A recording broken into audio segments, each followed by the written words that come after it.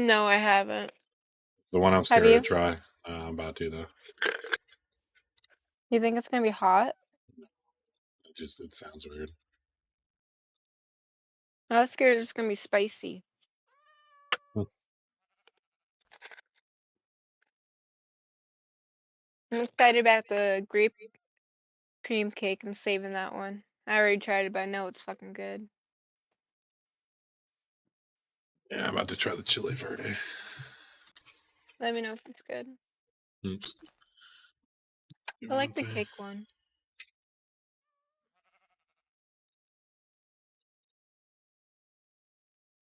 Yeah.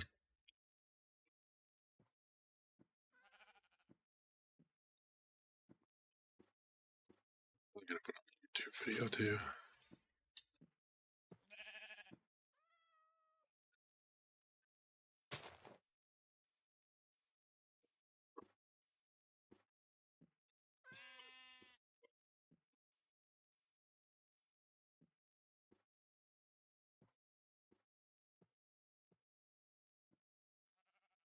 Oh, dude, I cannot open this fucking package. Holy shit.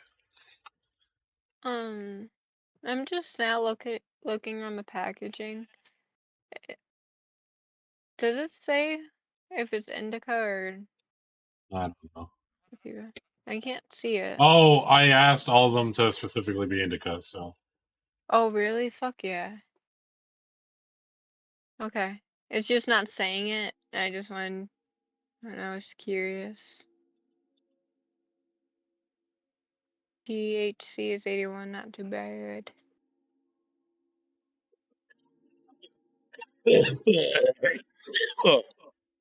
The Yeah. wasn't that bad.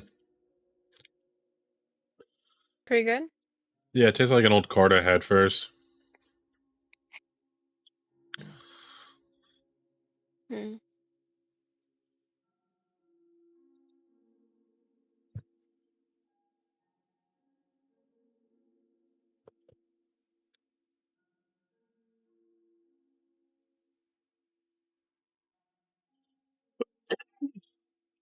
What do I want to watch?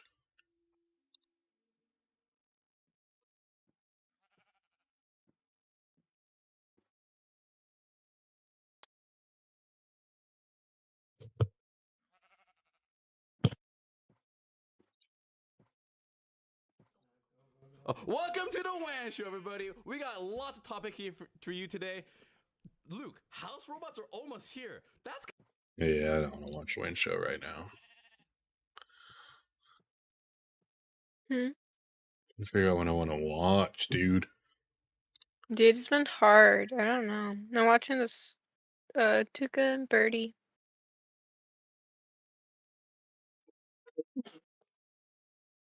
Hello, everyone. As you may know, Mythbusters We probably should the put on Barry biggest together. influence on the Slow Guys channel. I'm very happy to be in the tested cave. All right, I'm gonna. This is your first visit to the cave. It is. We've worked together a few times. I'm sorry that it has been. I'm gonna get those so long to sponges. get you here. No problem at all. I'm happy to be Okay. here. So I thought we would just chat a little bit about slow-mo and Mythbusters because you've been doing slow-mo longer than I have. You know, it was so funny in the early days. It didn't even, for the pilots, we never even thought about a slow motion camera. Right. It was. I'm sure there's a ship over there too. July of Oh, maybe. I'm gonna bring some doors. Actually, good idea, Alex. When they showed up to shoot the first season, we had this ancient high-speed camera. I was telling you yesterday, we were on a shoot a couple days ago in hot weather. Yeah. And I was saying, You bring some doors so you can breathe underwater. Like 40 minutes. Oh, let me bring a boat too. I thought that was a myth. Even if it's No. a tiny little. You couldn't adjust the size of the shot. It was either like it was pre, middle, or post trigger, and it grabbed what it grabbed. 2 seconds at 1,000 frames, something like that. Yeah. And I mean, it would. Waiting on high speed was the repeated. Did I tell you I had people asking if we had costumes yesterday? I've been the cause of going on high speed quite a lot in my career. I got asked 3 times. No shit. Like, the whole month I've never been asked that, but the very last minute you had to. Huh. Didn't have any buttons. Had to use a laptop. Spirit Halloween is there for a reason. It's open. Dude, what the It's open. fuck? Alright, that's basically Sorry. it. Again. Trying to find the fucking The first Iron Man movie, there were cameras he did sponges. on the robot arm. Yeah. It's actually a very early Phantom. I didn't realize It's that. not plugged in. Oh, I found some. Nice. The back just bare. But it was like the first time I was like, oh, I know what that camera is in that film. Apparently, that. Yeah, If I you got it. can't find them over there, aren't they in like coral reefs as well? Maybe, I don't know. Yeah, I'm just minding them up right now, babe. Damn. What's going on, Brian, over on YouTube? So I feel like when I started my channel in 2010, I the Mythbusters approach was the approach to the channel. This is how it should be done. I didn't really do it. I just based on my watching it. The values I took from Mythbusters. In the city. Hey, thanks for the YouTube sub. I need to turn that noise down.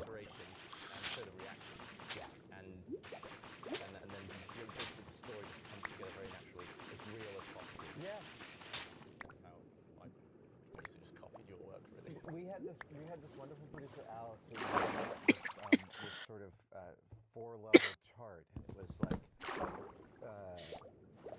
3-level chart. It was like pre-experiment, during experiment, post-experiment. What do you think's going to happen? What has happened up till now? What is Man, this monument is huge. What is happening right now? How's it going? What's the worst thing? What's the best thing? Something upsetting you or whatever. And then what we've had. I don't know if I've ever properly explored a monument. I think one of our all-time greatest high-speed episodes was the bullet drop versus fire, and that was one in which Dude, I'm getting lost. Van Topster was the one who insisted we need. Is there a lot?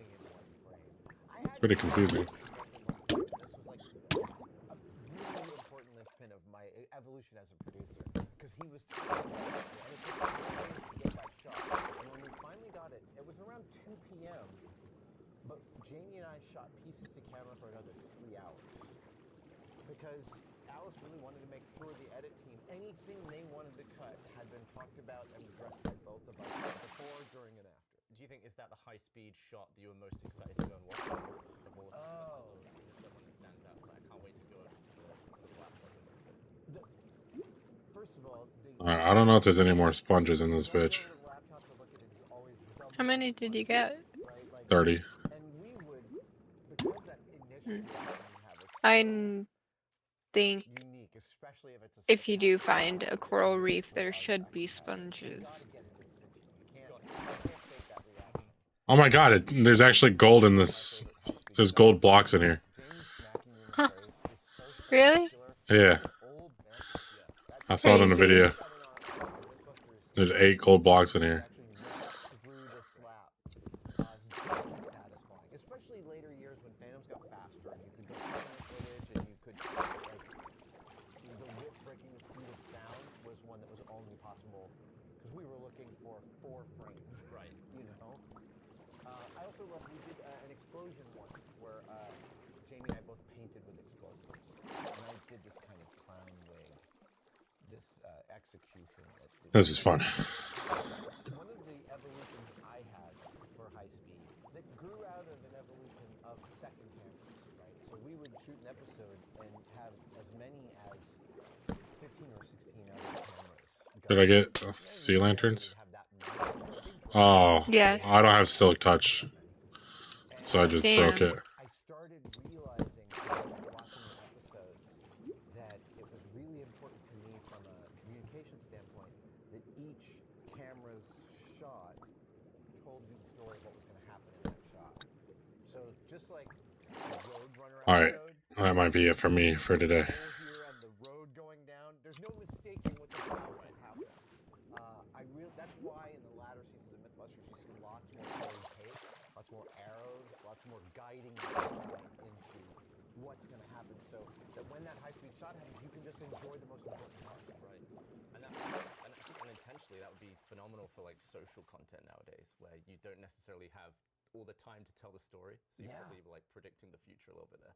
I actually find pictures online so Damn it. regularly enraging that I just shot a video of about just seeing something. Like, but I was like really saying to people like, you can take pictures of this stuff. And you think, there, I've taken a picture of it. You haven't. You need to look at it. Can I clearly see what I've taken a picture of? And the answer is almost always no. And the number of people that post a picture of something like, I got good work done today. And I'm like, I don't even know what scale this is in the camera it's This on. tells no story. None! None at all! The other thing that was really fun for Okay. the camera team was shooting the Westgate superstitions. Yeah, like the big metal text. Yep. And like bullets hitting it, paintballs hitting the logo. I don't think I'm seeing a shipwreck. The team tried over and over again to get Oh, the the logo on a baseball. baseball.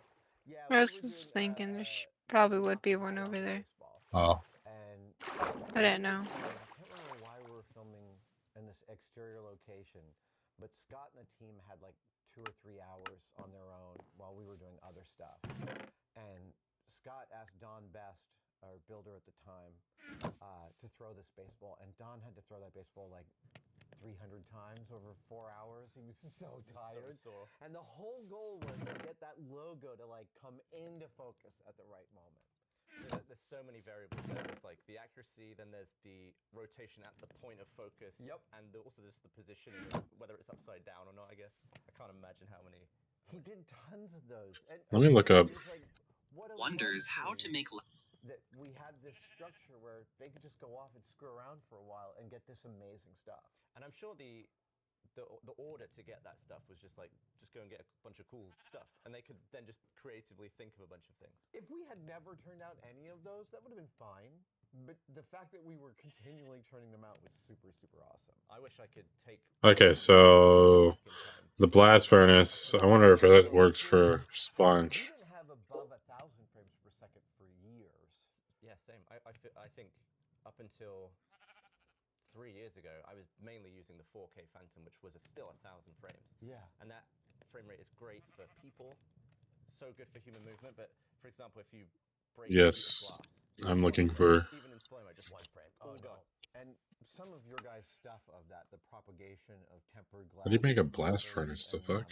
Some of the stuff Destin has done Yeah, on the the Prince Rupert drop. Rupert drop. I feel like the highest frame rate we practically worked with was in the latter half of 6 figures, like 50 to 100,000 frames. Yeah. We might have You need gone to a smooth high frame rate stone. for the last explosion. The 5,001 pounds of AMPHO we did at New Mexico Tech. We destroyed 3 rental cars with that one explosion. How do you make smooth stone? One had this You smelt it, giant chunk of steel fell out of the sky don't you? and tore off. Because that's how I make my stone. I know, but smooth stone. The car You rental smelt repair it, shop and went, then maybe you craft it. "What are you, Yeah. an Uncle Bay movie?" Hang on. And the answer is yes, 100%. I think that when we were starting to do stuff like underwater explosions using blasting caps, which are some of my favorite Incredible. stuff to watch. Oh, you just smelt it twice. Okay, that's what it is. Those are so much better at like 5,000 frames per second than they are at 1,000. Yeah. You get Oops. that's the real thing that happens after 1,000 is you get to really start to watch shockwaves. And the shockwave propagation was one of my all-time favorite things to witness on the high speed. Shockwaves, I think, are the most sci-fi looking. We just gotta Because it's do in it reality, twice. Everyone can stare at an explosion with their eyes, at a safe distance, and then just the fact that there was this whole other thing there that everyone missed. I love that. And sometimes you can see the shockwaves bouncing off the ground. You'll see like The second bubble, and third shockwave and you can keep see going. shapes of shockwaves being affected by the softness of the ground or water. And even light will slightly change. Hyper gave me a window into physics that nothing else. They allowed me, and specifically being in control of it, being able to like take that footage and match it was so important to my development as an engineer. I'm curious if there's like a particular view on the world has become different, like something taken away from it. I think it's actually taught me to doubt things less. For example, in The Matrix where the helicopter crashes into the building, Yeah. Oh, and it kind of goes like, and it kind of looks like, they kind of. I did the same thing. When that movie came out and you see the glass Yeah. ripple like that, I was like, Years later, I had Dan throw a hammer into a mirror at like 200,000 frames a second, and to the point where it's like the hammer's like this. You can barely tell the hammer's moving, and it kind of touches the mirror. Exact same thing. This big like ripple came out like this, and I was like, and cracks into the ripples. So you end up with big cracks, and then there's like a circle of small cracks, and the small cracks happen into that ripple zone. And I was just like, did the people who worked in the Matrix know this? Did they have access to this kind of speed, or did they just make a good prediction or a good simulation? I'm trying to remember, but there's definitely a story from us using the high speed where there was a film that got it right and there was no way they could have known, but they just figured it out and nailed it. It's kind of like when they were doing the interstellar black hole stuff, and they were basically just going off descriptions from incredibly smart people. Yeah, To the Kip point Thorne. then- and then when we actually get visual on a real black hole, it's like, that's the exact same. They absolutely nailed it. It is, at one point I remember early on, when we were still dealing with 1,000 frames per second, we were doing a story in which we needed faster feedback from the high-speed shot. And so I said to one of our producers, call the 49ers. Like, there is like 20 of the camera that we want sitting on their sidelines right now, right? These are rentals. They use them for sports programming. They have instant replay of slow-mo of people throwing baseball, so it's got to be something you can do. And again, this is like 2006, 2007. Those cameras were thousands and thousands of dollars per day to rent. Yep. I used to rent this camera before I got it, and it was every day just seeing the dollars tick every day. I was like, I've got to shoot so much in 2 days. It was a big line item each year. Each time the production company upgraded our camera. That was the thing that we dealt with a couple of days ago when we were working together on a series of videos, is that we were watching the playback seconds after it happened. Yeah. And we were like, I remember when it was like, it took time to queue it up, and even to the point where you could watch it with minutes. Minutes? You know how fast you can move through it. Yeah, it's not like the old days. No. I was watching you scrub to the key part of the shot. So when we did. Well, this is not the greatest. My favorite methodology The sponges for my use case. What do you mean? For draining a whole lake. This shit sucks. Yeah. And then with the grid, we were able to see where our focus should be, and it was just a progression. And then we nailed it. And each time we had to go find the 4 frames. Yeah, that shit sucks. The whip breaking the sound barrier was like 30 minutes of back and forth, trying to get in there. And then Would it be easier just to fill it with blocks? In 70s, it was booked, Yeah. about Yeah. I just need more dirt. There's a whole thing about whips in the latter half of the book. And Neil is a deep researcher. And he went and found this Frenchman who got a photo of a whip's tip breaking the speed of sound in the 1920s. Was it like some sort of high-speed flash situation? Yeah, and it was... I can't even remember how he was activating the timers, but it was crazy primitive. And he did this with, like, I'm so embarrassed. Well, I think that's what's quite interesting about the origins of high speed, is that I feel like quite a lot of photographic techniques were done all at the same time, like the Muybridge stuff. But he also kind of messed with time slice decades and decades ago. The thing about Muybridge that I find really particularly fascinating, there's a wonderful... Here, take these sponges. ...called River of Shadows. Oh, really? about Muybridge. You're not gonna use them? Nah, they're ass. And so, just to remind people, this is the famous answering of the question. Because you will gotta dry 'em horses out. all leave the ground? No, I already did. I use them. Leland Stanford of Stanford University. Those are the ones I used. He hired Muybridge, who was a famous nature photographer and panorama photographer, and asked him to solve this problem. And this is the 1870s. And photography, I don't think people realize, we think of photography as a post-1900 phenomenon, and it's like 1829 is the first photograph. So by 1870s, there was like 4 monthly photography magazines Isn't that crazy? that you could subscribe to. And they talked all about different people's processes, and the biggest unsolved problem in Muybridge was doing these photographs was a fast exposure. No one had solved the problem of either the quick shutter or fast exposure, and Muybridge solved both in the answering of Leland Stanford's question. And there's this great description, and I really connected with this, and I would imagine you will too when you read it, is he's spending I know what I'm gonna days try to just do. mixing up different Huh. chemistries I'm gonna on try to the make a plate with pineapple these underwater. colloidal glass Hmm. things, and getting I should have sent it to you. There's a bunch of, like, nothing, and cool then things you could do like, relatively an quickly. endless attempt, they get a blurry Hmm. light, and they're like, I like those videos. They they know where to go. It's like me finding the grid on the whip, right? And within the next day, they got an exposure that you saw away, and then it was just about dialing it in. And it was an electronic speed shutter, a curtain shutter. We still use this kind of shutter today. It's not super common, but like, I love those moments when someone is like, oh, the biggest problem in this thing that I'm fascinated by is this. I'm going to solve that problem. It's insane. Yeah, I feel like it would have been so cool to be just a witness to that process. And just be like, Totally. I mean, the amount of time between the experimentation of like something like mixing the chemicals, each version must have been so time consuming. Right, because when you see the horse running and there's 17 frames, that's 17 wet plate cameras lined up next to each other with little with strings going to electromechanical switches in 1870. I so much respect for that incredible iteration. And there's just something about that kind of imagery, and I feel the same way about the Edgerton photo of the bullet and the apple or the card. Completely iconic. I remember seeing the footage of Edgerton trying to shoot the card, the playing card, and he's kind of lined up on it, and he misses. And it seems like everything's so precise. He's got all this high-speed flash up. A world expert on high-speed photography. And then to adjust the shot, he just gets the rifle and goes.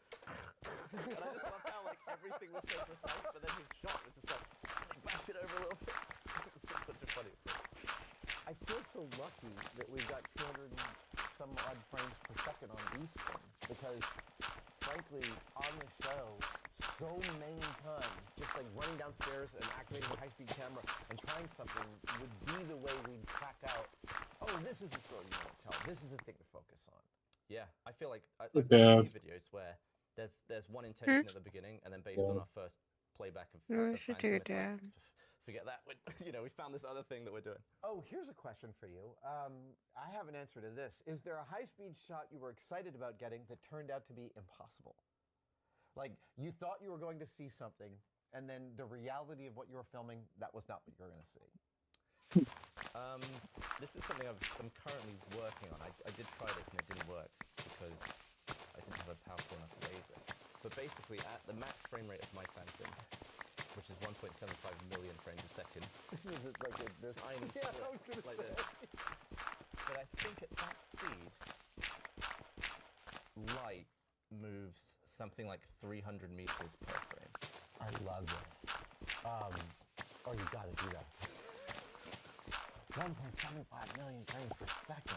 It turns 1 second of real time into about 19 hours.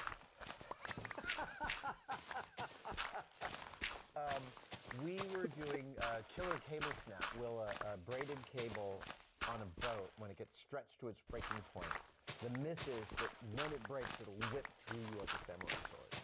And like, there's so many accounts of this happening that I was just, oh, I can't wait to see the shot.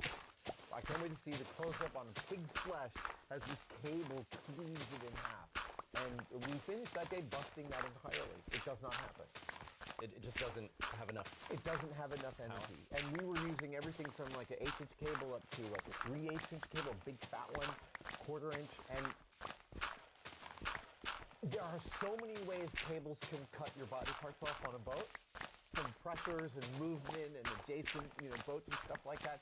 But whipping isn't one of them. So lots of people have lost limbs because of ropes and cables, but not like that. But never from a snap whip. Yeah, and frankly, I'm still a little sad I didn't get to see that shot. I love the idea that physics could work like that. Were you able to calculate how fast it would have to be moving to do so? No, that kind of math wasn't the way I was thinking. It's a great question though, because it's certainly answerable.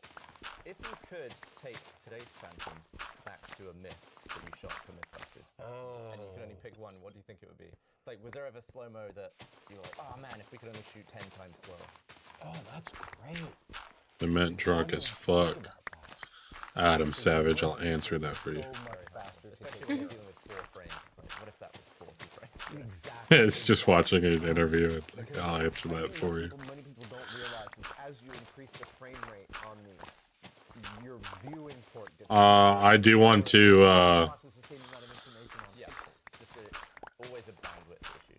Yeah. turn it on hard or normal or whatever soon, and kill some Endermans. Application of the speed of glass filters It's fine. I I'm still almost- film it well. So I've When do we do that? 800 I'm so It's bored. okay. No, it's okay. We can wait.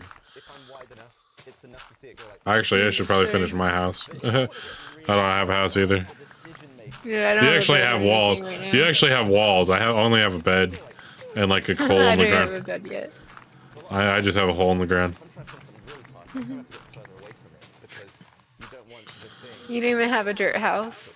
No. These you get lower resolution. Crazy. Glass cracking like that. And that was just yesterday because like I was just digging for stream and I felt bad because I had viewers, so I was like, fuck it, I'll start building my house.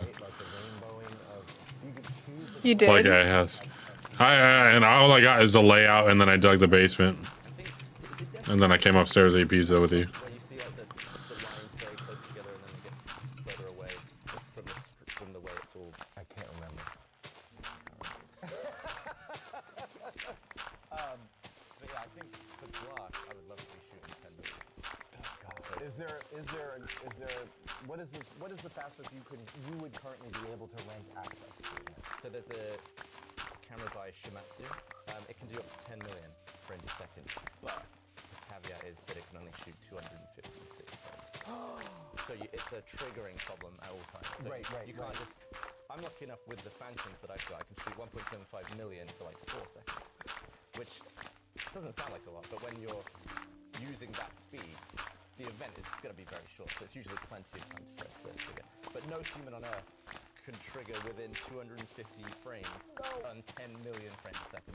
No one would ever be able to do that. It's always like a laser trigger or a sound trigger. Right. It's a mechanical. Yeah. Damn it. And now you're Name it. reminding me of what I think is the coolest Damn it. high-speed photograph ever, which is the third nanosecond of the atomic bomb explosion, where you see the shack. I don't know you. And then the next frame, That's it my looks like purse. south, right? It looks like reality has shifted. And if I'm right, that camera was a barrel with like 40 unexposed frames of film around it, where the barrel spun up to like 100,000 RPM, and then they opened the frame.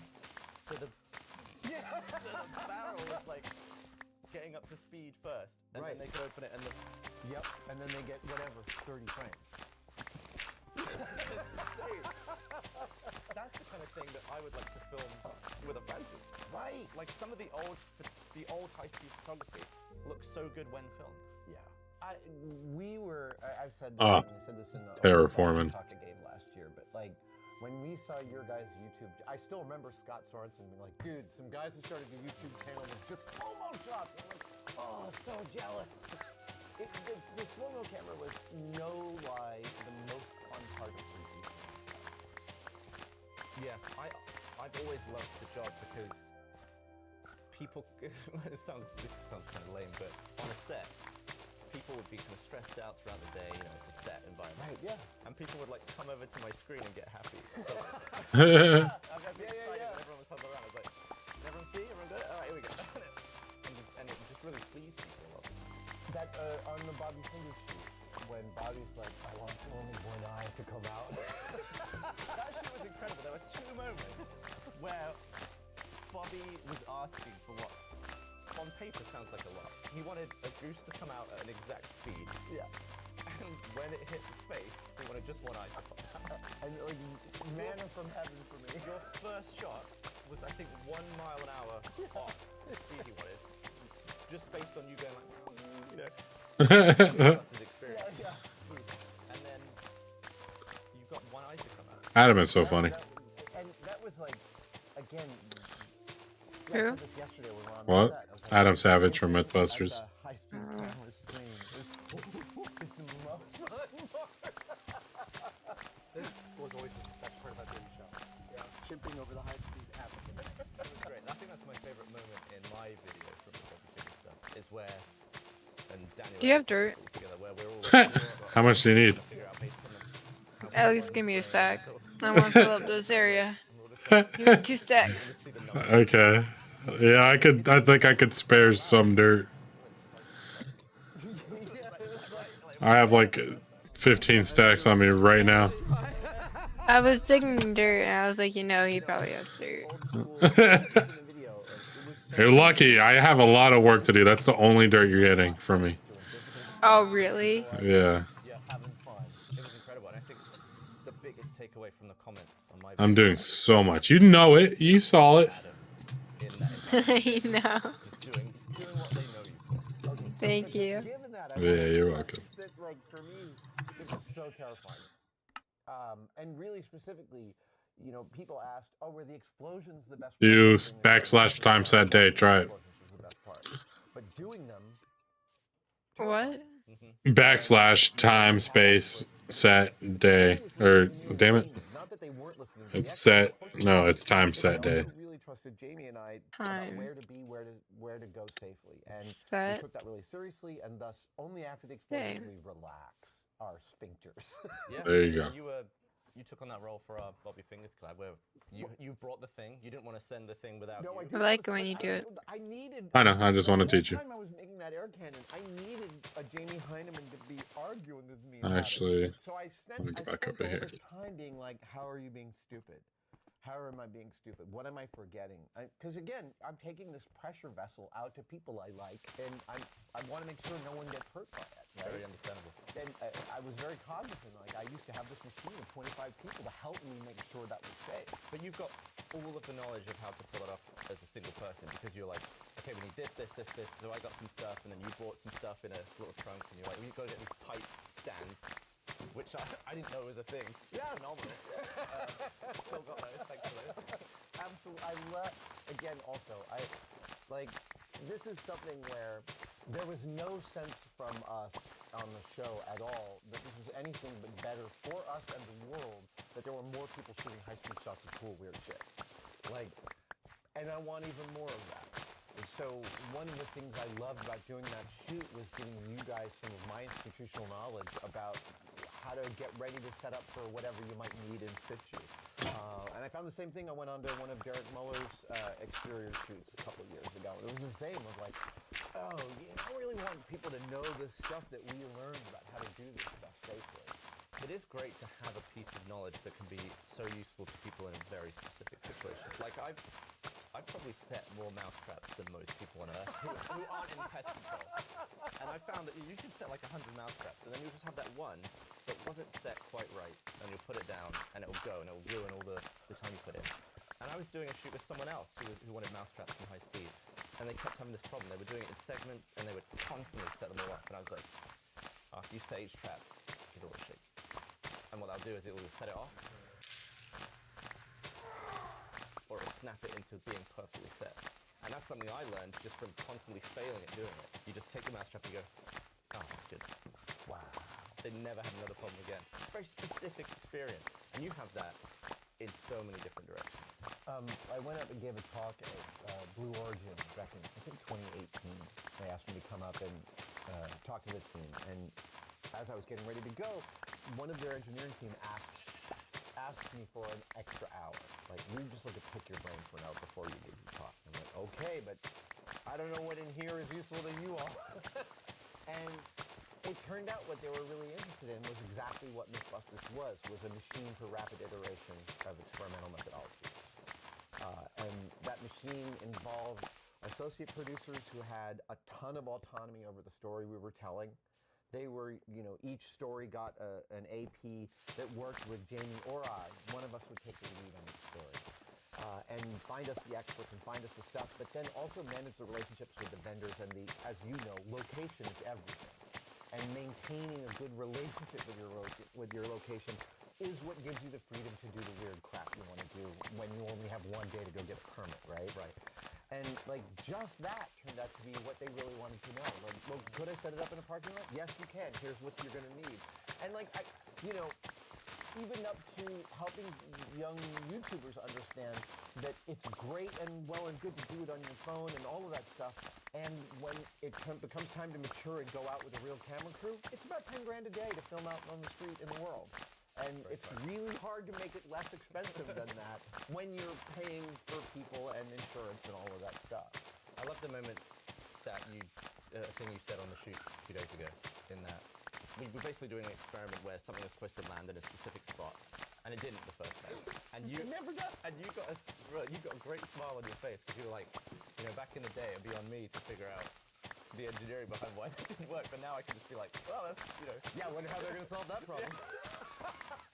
I I was saying, yeah, specifically, like, we're on this shoot where I'm just a face, right? Yeah. I'm talking about what's going on, but I don't have to engineer it. And there's some really clever and smart people doing this setup.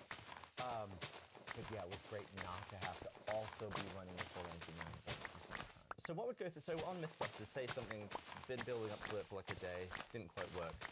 Was your immediate response in your brain to be like, I need to solve the problem in a certain way, or was it to be, hey, I'm on camera, I'm gonna react with talent first and then think about it? Like, did you have a process? No, both of those things were the same. Okay. And that was the That's the best part loveliness about the show, about doing the show was, for both Jamie and I, that kind of, the pressure of having to think while the camera's rolling, it's not easy. It takes a lot of energy. And it takes a structure of a crew you really know and who knows you, and like that sympatical comfort is absolutely paramount. So on a film set, when I was doing special effects or doing a special effects gag, everything is about what ends up on camera. So I was always thinking from that vein on the show. And the difference is I've got to get it to happen on camera for real. Like, I can fake it if I have to, and we never did. But that mindset of like, okay, what are the parameters for getting the shot that I want? And frequently there'd be a moment where it wouldn't work. And sometimes it would be like, you know, I would be up in my office writing and Jamie's downstairs supervising a high-speed shot, or vice versa, and it doesn't go right, and one of us who's downstairs would come up and get the other one. Come take a look at this. Tell me what you see. Tell me what you think. And there would just be a consultation of like, okay, what we were hoping to get, we won't get. That's often the thing you learn immediately. It's like, oh, what I wanted is not going to happen. But this part is really cool, so let's go into that thing and see what we can get. Do you know what we never messed with on the show was Schlerin lenses? Yeah. Have you the razor and the mirror and the... Yeah, so this is a process by which you can see smoke and air currents in a frame by using polarization, I think. I've never used it. We never did either. That's one of the two things that I'm still sad about. That Schlerin lenses, because what they give you in terms of air currents in a space are really cool, the fluid dynamics.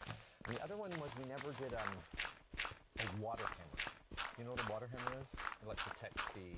No. Water hammer is like if you're having a whole bunch of stuff flow through a pipe and you shut it off. If you guys are watching and you're a stoner, this is your reminder to take a hit. Blinker, whatever your preferred method is. I'm going to take a quick dab. Extension thing sticking up to the leaf pressure. Yeah, exactly. And you can use it as a reliable way of making pipes burst with the right amount of pressure. And we never did that. I don't know why. Well, if you ever want to. Is there so you've already said that you like glass breaking? Yeah, that Chili Verde is pretty decent. 10 million frames Oops. per second is a personal goal. Is there another? I is want to there- be doing slow-mo long enough Oh, to yeah. be able to shoot 10 million. I'm curious if there's some I'll other try holy in a grail of, second. I just saw a guy who did something kind of the opposite of what we do with high speed. He wanted to show the peeling process of metal. And so he built a tiny little micron adjustable thing with an insert tool for cutting aluminum. And he allowed it so that with a turn of the dial, it moved the cutting blade about 10 microns, about half a thousandth of an inch. And he was able to register that in a scanning electron microscope. Wow. So you get to see the lines of the metal grains crawling and crushing over each other as the blade is cutting through it. I think I like any... I really love slow-mo, but I like anything that lets me see something in a completely different way. Like microscopes, electron microscopes, definitely like thermal. Time-lapse even. Yep. I love it. It's just... I just love seeing there was a great Oh, yeah. documentary called The Invisible World. Did you ever see that? No, I did not. I think it was a National Geographic thing from the 80s. Yeah, super cool. All high It's microscope. like someone before I was born said. What are you watching? everything Gavin loves. Nothing, it's just how I set up my glass for a second, look like a dick. Oh, I you're know, I watching should the... just keep it like that. You're watching that Tiffany Haddish bird one. I forget. Yeah. Wonderful landscape I we're hope we in. get The to what? know more, and if you ever The need bird to one. talk to him, I'll ship this to I you. am. 100%. Thanks so much. Absolutely, man. Dude, they did say some crazy shit. I love them so much. They are hilarious. 1 second. Let me find a different video.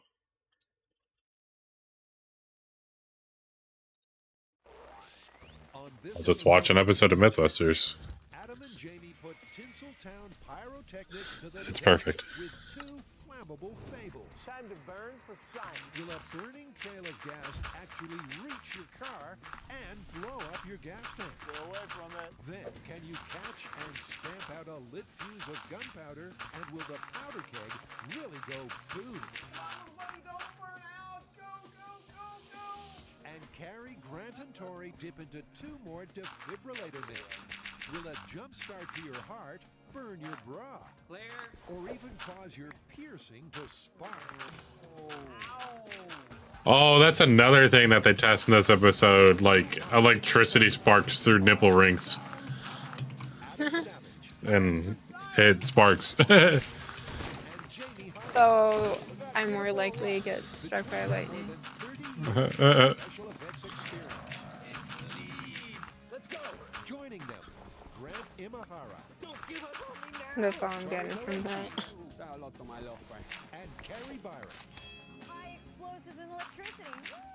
I wonder if like you get electrocuted like by the finger, are they like checking like that? Is it like going straight to the titties? No, I don't know. They're just like, I don't know. They're doing something. I forget. I wonder if you do get like electrocuted on your finger, would they feel it in their titties? No, like if like it gives it an easy space to jump to your body. That's what I was thinking when it just jumped to that. Yeah, instead of like going through your finger to the titty, it just goes to the titty instead of the To finger. titty. Yeah. That's crazy. It's a cinematic cliche. Our hero has to stop the escaping bad guy. Okay, so action heroes don't usually come with a beret and mustache. There's the single shot into the gas tank, the leaking trail of gasoline, the nonchalant flick of a light, and finally, the fleeing fugitive feels the full force of Hollywood-style justice. But is this another example of the language of film rewriting the laws of physics? So how are we gonna do this one? You gonna shoot my car while I drive away at high speeds?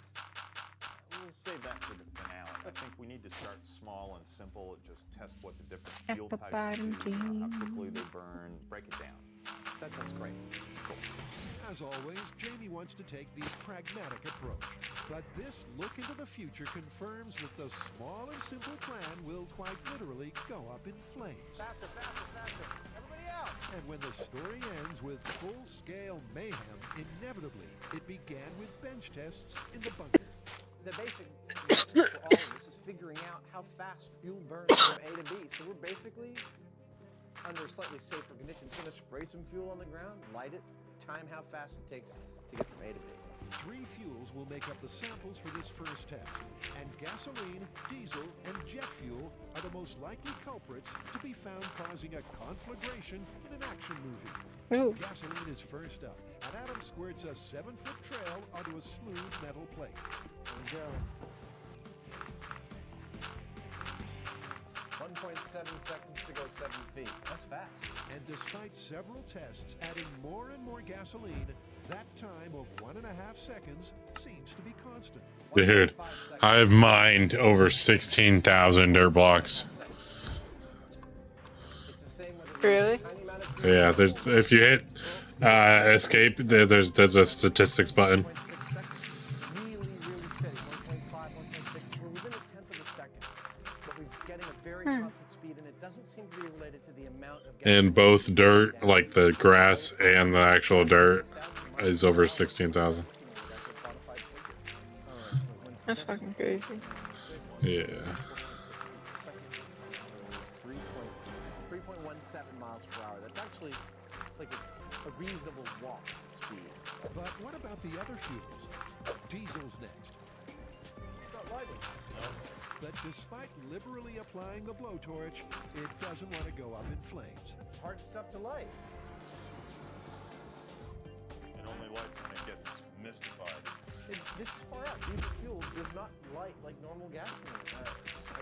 Apparently it's formulated to specifically ignite only under certain circumstances, and one of them is definitely not laying it out on the ground and lighting it with a match. Next up is jet fuel. Jet fuel, 3, 2, 1. And just like the diesel, jet fuel does anything but rocket along the track. Bart! Hey, Bart! Very similar to diesel fuel. But the police are coming, so let's wrap up and get out of here. Okay. While Adam tries to explain away his pyromania to local law enforcement officers, Jamie can give us the science. The reason Building that is diesel easier on fuels Bedrock. burn on the ground is that they're not aerosolized. They need to be mixed in a vapor or a mist before the mist is effective. Which leaves just one conclusion. It's pretty obvious that of all the things we tested, gasoline's by far the most volatile. If you're a bad guy, you want to light Damn it, dude. gas trail on fire and blow up their car, you better hope they're driving a gasoline-powered vehicle, not diesel or jet fuel. So gasoline's perfect trailblazing properties means it's the fuel of choice going forward. But where to next? Well, the mythical action scene in question involves a leaking gas tank as a result of a gunshot. So to find out how fast fuel falls from a Do you think I should do my inside windows or has pink answered or the call, a normal? veritable ballistic buffet. I think sounds cool. Can I fire this one? Can I? That's what I thought too. I also have yellow. Awesome. With the gas tank in position at the end of their makeshift gun range, I tried to do white and pink, but I made it look like a the dick. size of a 22 caliber bullet hole, Second. as well as a 44. I'd round these off, say the 22 is like a 1/4 inch and this is like a 5/8. Absolutely. So shooting the hole was only the first part of this test. Now I want to know how fast fuel will leak out of the hole that Jimmy shot. So I've got a 1 liter bottle here. I'm going to let the fuel fall into here, count how many seconds it takes to get to exactly 1 liter. Then I'll know how many liters per minute this hole will leak. That's just over 3 liters a minute. The results of this test are pretty straightforward. 22 caliber bullet leaves a 1/4 inch size hole and leaks about 3.5 liters of fuel per minute. A 44 caliber bullet leaves a hole that's a little over 1/2 inch in diameter and leaks more than double, about 7.5 liters per minute. So Adam and Jamie know exactly how quickly fuel flows from a gunshot gas tank and the speed at which a trail of gas burns. And with that information, it's full scale ahead. But shooting the gas tank of a car isn't exactly a safe option. So Adam builds a rig for the back of an old pickup. I'm going to hang this gas tank off the back of this pickup truck with a steel shield between it and the pickup truck so that I can experiment with amounts of leaking fuel coming out of this, igniting them, and potentially blowing up this gas tank without hurting the driver of this truck while driving. Adam and Jamie are all set. So it's off to the Alameda Naval Base to heat things up.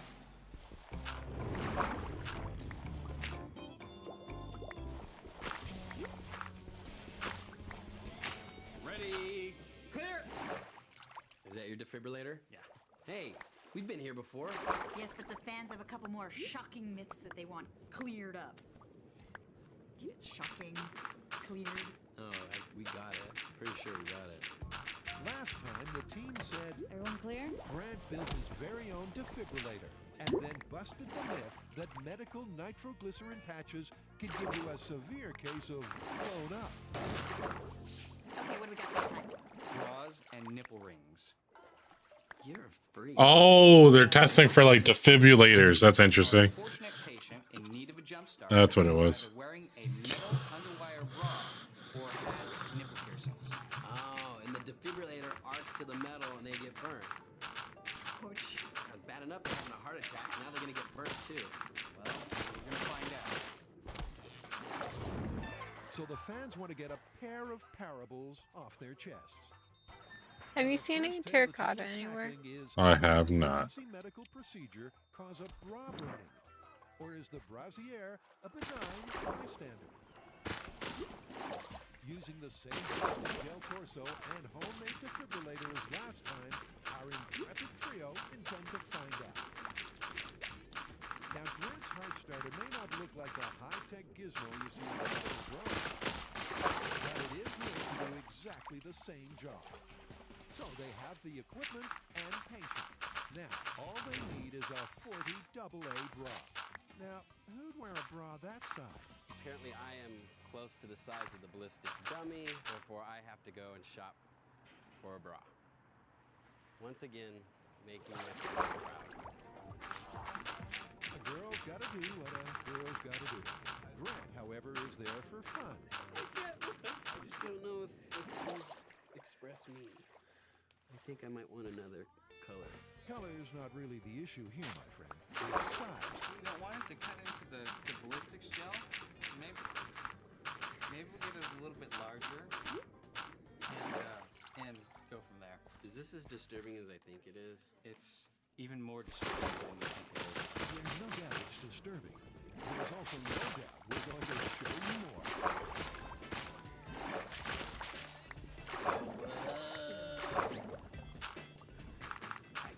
Viewers on YouTube, another blinker checkpoint. Where are my cards? Damn, I left them upstairs. I don't want to. I wasn't gonna ask you to grab them. You want mine? Nah, that's cool. I'll just take a dab here in a couple minutes.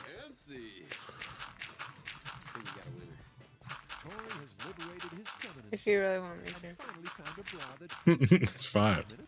Liberate, feminine, bra burning.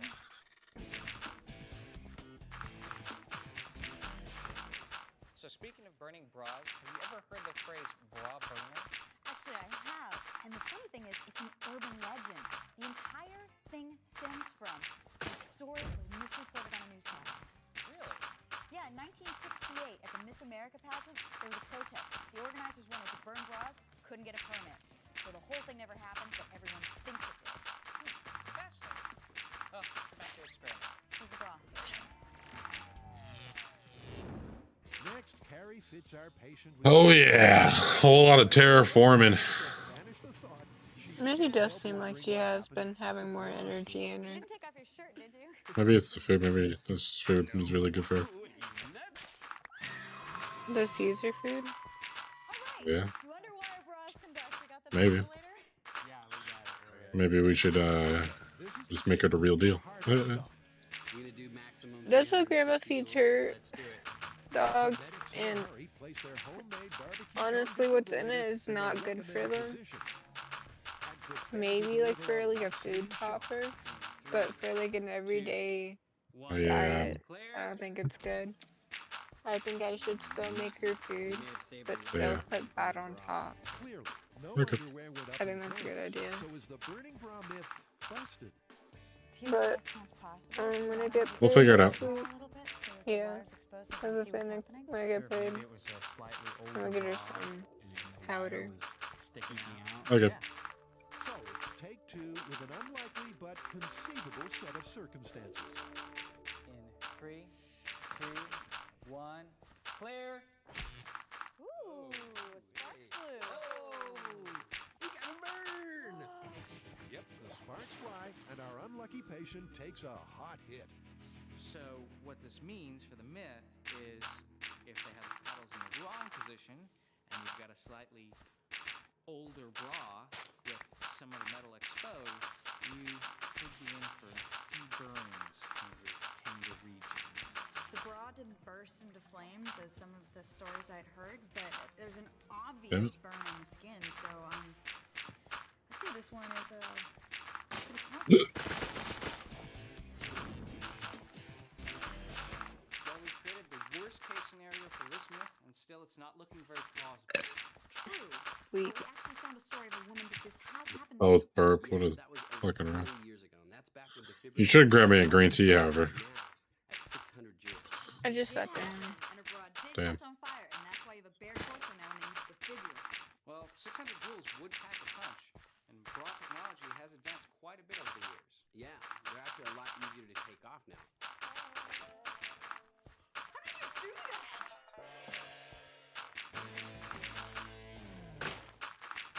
Since around the time Jamie started going to the movies in the early 1900s, a Thank you. blazing trail of flammable fuel has been a Hollywood staple.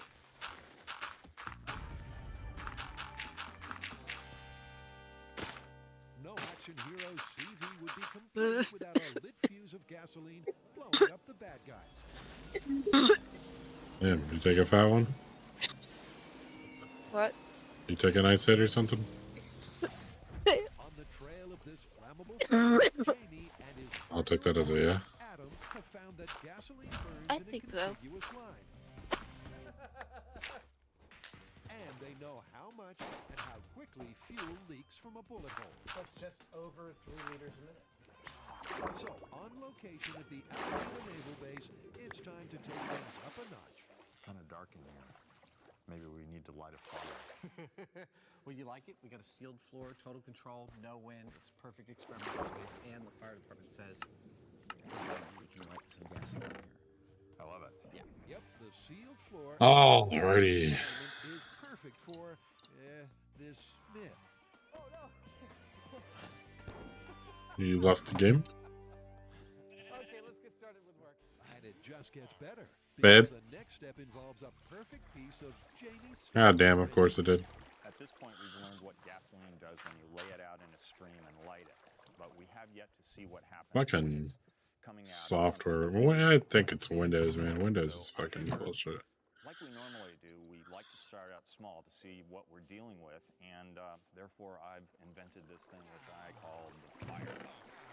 Which, let's face it, is a remote control fire hazard on wheels. That's absolutely perfect. Well, Okay, yeah, the house I'll light the back end as it definitely needs to get some progress done on it, but let's finish this first, see how far we get dirt-wise with that, and then we'll maybe tackle the house some more. By turning the nozzle down to simulate a leaking gas tank, Jamie is all set. Okay, ready? Yeah. The firebug takes off, leaving a perfect trail of gasoline in its wake, which Adam happily sets ablaze. There we go. 1 second. This little thing is about the coolest RC Oh, it's just updating. I've ever seen, but it's extremely dangerous. It's just updating, babe. Do this at home. You may have an RC car, you may have some gasoline, but you could die, you could burn your house down.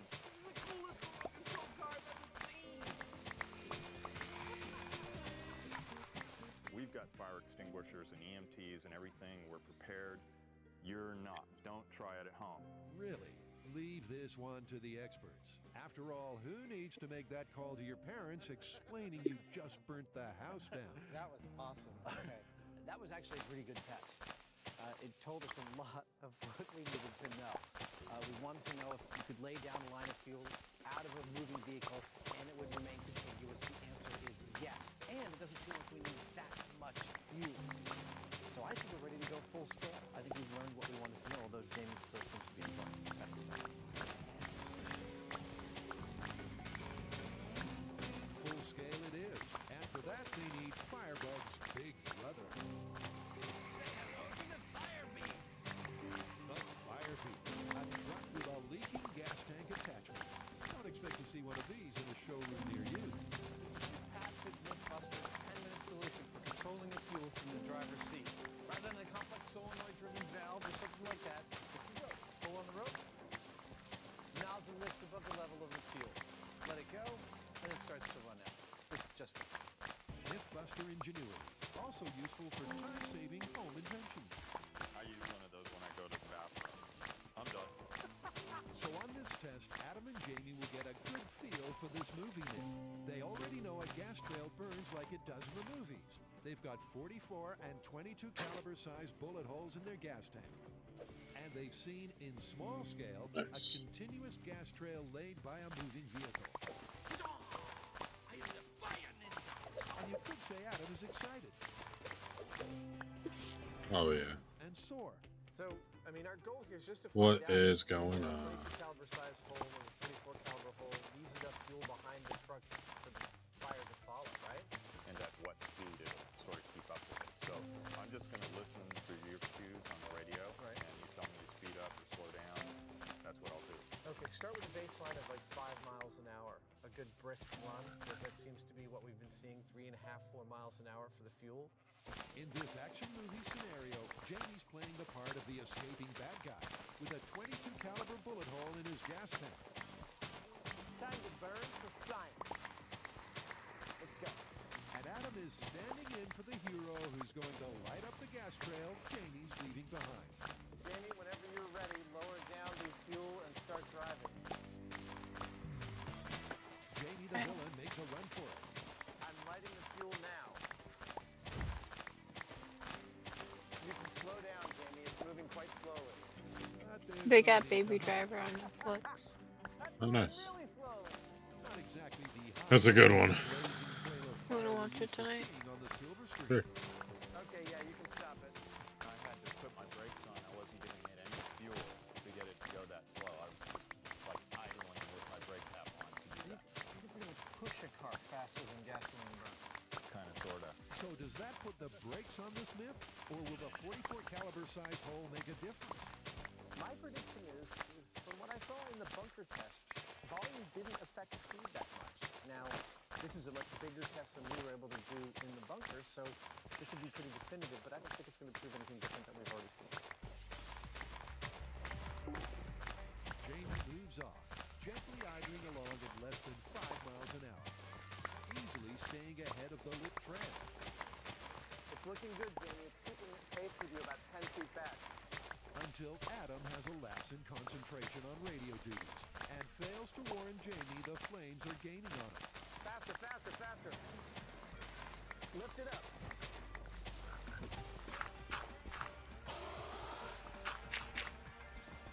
It was going along fine until it started to catch up a little bit. And all of a sudden, Adam's saying, gun it. And I took off, but it was too late. It actually stayed with me and it caught up with the tank. Could have set it off. Traveling at the lower limit of the speedometer, Jamie is unsure of his speed, but it seems as though the fresher the trail, the faster it burns. However, another run to test that hypothesis is brought to an abrupt end when Jamie gets hemmed in. Guys, I'm going to stop. We're going to start to have crossover. As another band of busters once said, it's a bad idea to cross the streams.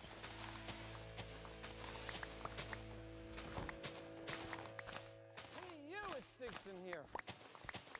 All right, smoke is clear in there, but provisionally I'll say the 44 caliber hole test was really educational. Specifically noticing that the closer the line of gas got to the source, i.e. the gas tank, the faster the flame traveled. And remember, it's not the liquid gas that's burning, it's the vapor gas above the liquid. So if it's had a long time to settle, that vapor spreads out, it's got a lot of wind resistance like a weather. But the closer it gets, the faster it travels. There may actually be something to this. That was pretty good for a best case scenario. Yeah, you know, epoxy sealed floor, no wind, perfectly flat and smooth. I think we're going to go outside. The fireflies, are they the bush or is it They're the an bush. actual animal? They're just a bush and then they fly around the bush. As far as I know. See it? I thought they were just in the bush, but it's an act. Yeah, no, I got a hella right next to me I'm about to destroy. There's so much. I've been composting so many of them. I'm taking all of these. I want those. I started saving them. But I was composting them. You can compost them? Yeah. Hmm. Anything organic you can compost. I have a composting farm. You think? Let's just do this one. Me started math.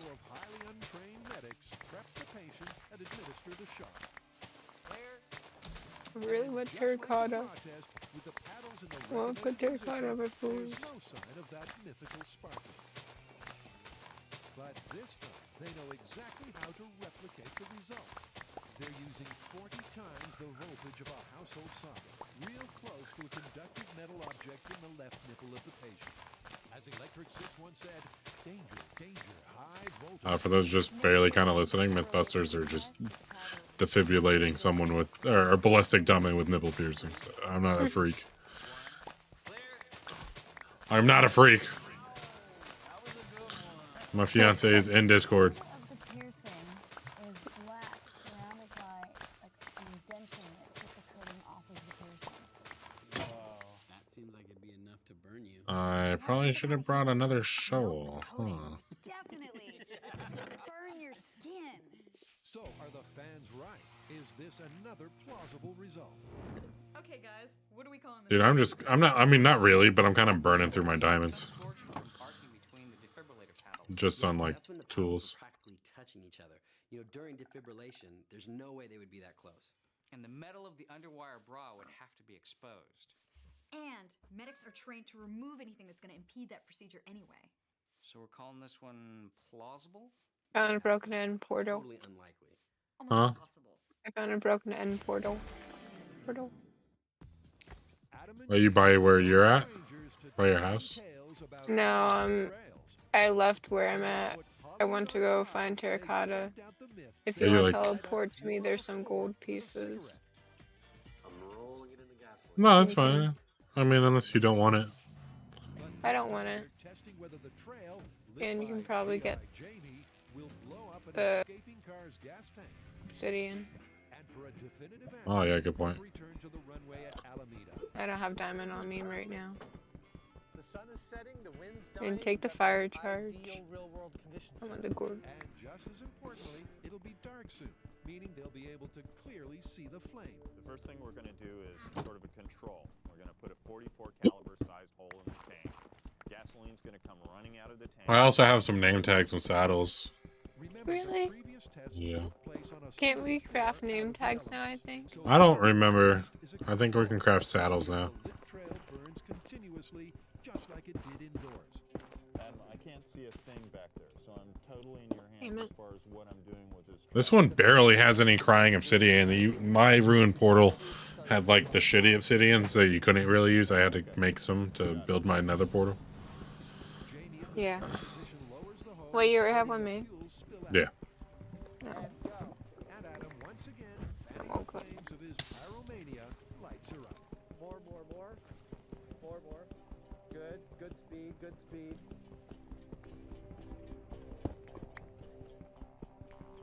And that's You're pretty welcome. much all she wrote. Thank you. For real-world control, that test went as You should make a big one. Jamie drove at a Yeah. reasonable speed. The fuel line he laid down burned totally continuously. What I'm looking for here is not whether or not the fuel line will catch up to Jamie. It's really actually just whether or not it'll burn in a single line. And for a control, it couldn't have gone better. A good control, but really it's a case of so far, so slow. In the testing so far, I've been driving so slowly that it's not even registering on the speedometer.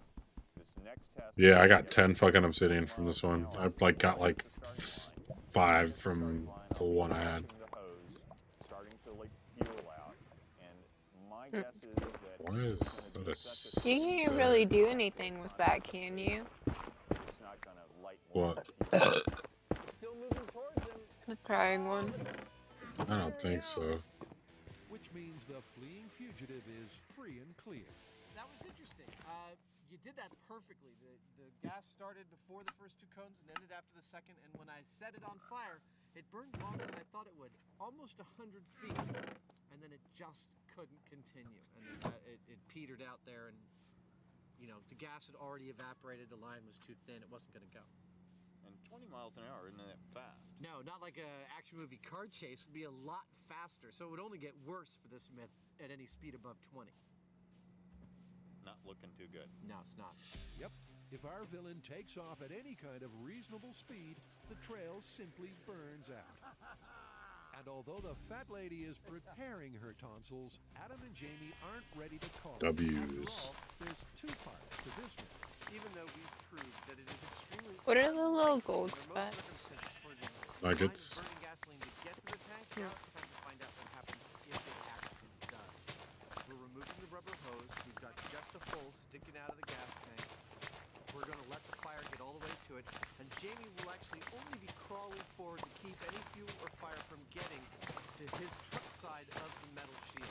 Adam in full safety gear lights up the pool of fuel, and Jamie crawls forward, letting the flame catch up.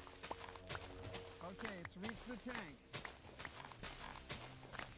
It's reached the tank. It's burning up this line, but it's not exploding yet. Stay away from it. It's just running out and burning. It's not in any danger of getting under your tires. Don't let your guard down yet. Don't worry. That was not what I expected out of that test. You know, in every movie, every bullet or cigarette equals an exploding gas tank. They seem to be on air triggers. And in this case, we had gas pouring out of a tank on fire for about a good 6 or 7 minutes. The wind started to whip up the gasoline and the flames. The flames got under the tank, which heated it up. And once they heated it up, the air inside started expanding, and I started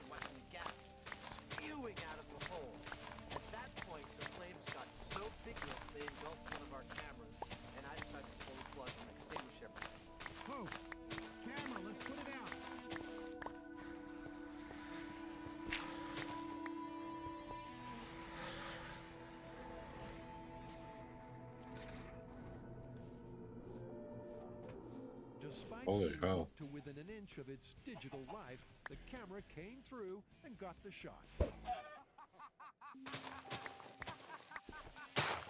There's a problem. So what do we do now?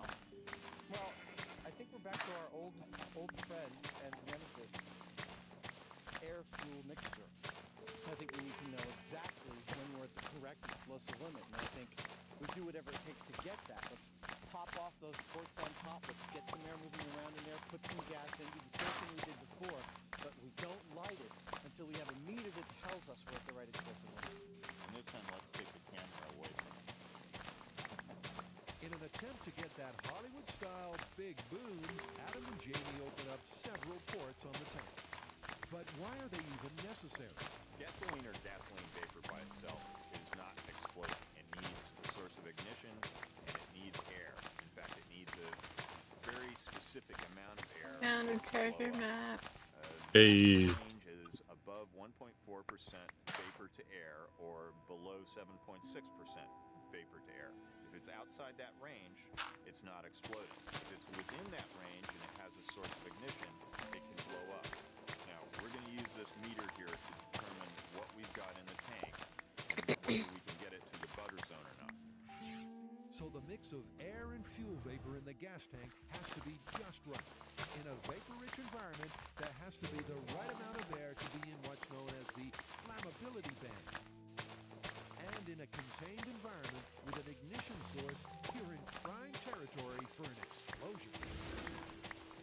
And to detect that crucial air-to-fuel ratio, the guys are using a portable gas monitor. It's going back and forth between 4 and 4.5. That's fantastic. And so we're right in the butter zone. Yeah. Awesome, let's go. Let's do it. With the added through flow, the air-fuel mixture is perfect. And we're about to find out Go ahead! if those spectacular cinematic explosions are based on real-world physics Careful, you guys. Not too close. or simply movie magic. Okay, stop! It's burning in the tank. But it's stubbornly refusing to detonate. The facts here are pretty simple. We were at 5%. That's exactly what is only we're looking for. We've got perfect ignition. The test went really well, and we did not get an explosion. Don't get me wrong. If my car's on fire, I'm going to be running away from it. All I'm saying is, the way the movies look at gas tanks and explosions, it's just wrong. Hey, Adam, Yeah. should I just lay down some fire and we call it a day?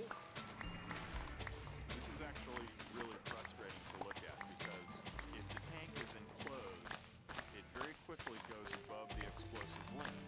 If it's open like we had it, then it's just burning. It's just flame. It's not explosive. No explosion. That's a result. How do you want to wrap up vapor? Well, one did follow right along that trail of gasoline as it was laid down. In fact, it went all the way up to the tank. Yeah, but it's so slowly, man. You never catch up to any car. You can push a car faster than that gasoline trail burn. And once it got in the tank, it won't blow up. I guess we gotta call it busted. Busted it is.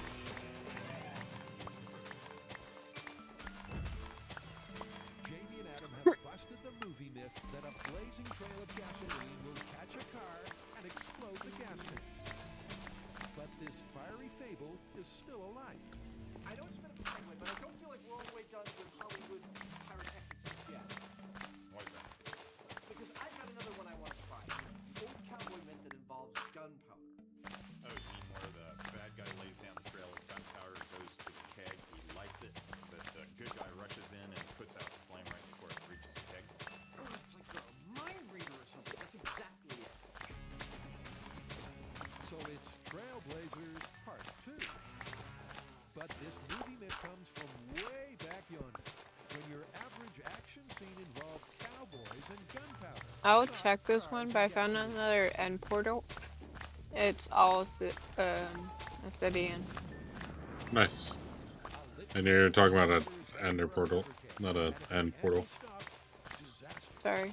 But our hero saves No, get it right. the head of the sparking fuse If anything, just mark it for later. What are you eating? I don't know.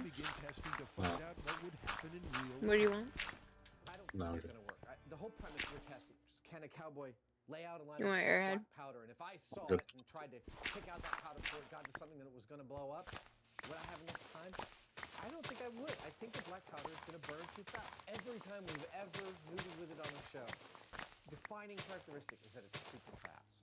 So, like the vapor trail, Adam thinks this movie myth is just another special effect. My guess is it's going to be less a shh than a shaboom kind of moment. We'll see. Well, without the boom. We're not adding in any boom just yet. It's all about the shh. On-site supervising, it's pyrotechnician Rob Klott, and he's got the shaboom making material. This is black powder. You can buy this in most gun shops, and it's actually the closest thing we have to what would be period correct for like a cowboy movie. It's what we've used when we fired our Civil War era musket, when we fired our period ammunition. This is perfect for these tests. Yep, black powder and the Mythbusters go way back.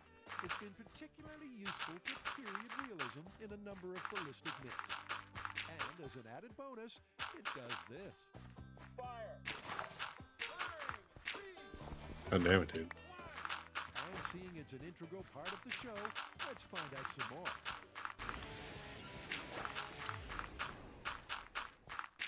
We use black powder in a lot of our experiments. Yeah, black powder engine, killer cigarette butts, and salami rocket. Do you know who invented it? Chinese, right? Yeah, the Chinese were searching for the secret of eternal life, and they somehow came up with black powder. Eternal life. I did not know that. Well, obviously they didn't achieve eternal life, and in fact, they didn't even realize that they'd created a weapon. They were using black powder on things like skin irritations with fungus. That is one skin treatment I would not want to have on my skin standing close to an open flame. Regardless, I think we found some uses for it. First up, they're starting small. A trail just a few feet long. I think it's great. What do you think? I mean, this is just to see what it does. Just see how it feels. Yeah. Right. To light it safely, Adam has pulled out all the stops to impress Rob.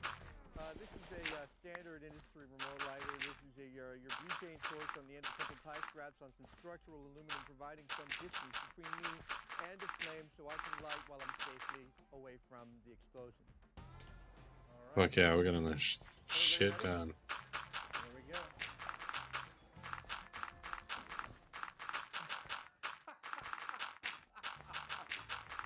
It's a little too fast. Yep, and the myth that you could run ahead of the burning fuse looks like it's gone up in smoke already. Gunpowder by design burns very quickly. When you have it inside a gun, it burns explosively quickly. When we lay it out in a line, it just kind of burns fast. Well, it behaved exactly the way I thought it would behave. In fact, you'll see that the rating for this is which is pretty much the sound it made when we lit it, and that's what it's based on. What do you think we do now? Well, I think we need to come up with a more controlled way of laying down the powder, something that's very consistent and maybe a little less of it. Jamie, basing his design on an old-fashioned powder horn, soon has a solution. And they're ready to see how quickly a 3-foot line of powder burns. Oh, look at that. That was really nice. That was much slower. And it was like... That was like a really slow walk. It was. We found out that there is no experiment too small for us to be wrong about what the results are going to be. I thought that if we laid out a line here and it was fairly visible black powder, that it would go and just go really fast. But in fact, it seems to burn at a rate not unreasonably close to what I'm used to remembering in cowboy movies. I'm starting to think that if we laid out a line of powder like this, maybe 20 feet long, with a keg at the end that might blow up, and I had a few seconds to run over and kick this line so it would stop igniting, I might actually be able to do that. What are you doing? Well, if you want to try, I say we get out to the farm range and do it for real. Okay, let's get it. I'm in the swamp area. I'm looking for terracotta. I should have brought a map with me because we went pretty far out into the east.